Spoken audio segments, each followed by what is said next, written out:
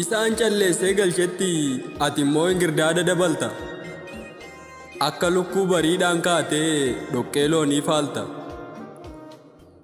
Cal jedheen si ilaale gurra koo cufadhee anuu ingirdaadaaf callaa reefuu addaan baafadhe. Bara dheeraa si taajjabe hojii keessa dalgaa. Maaliif immoo qaxaxxistaa akka gubattuu talba?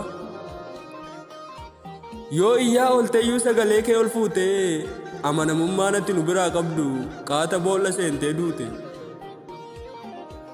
Situu akka hin taane nu godhee morma keenya nu cabse. Kanaaf beekaa fayyuun keenya ija isaa sirraa dabse. Eegaa maal goona ree situu murteeffate.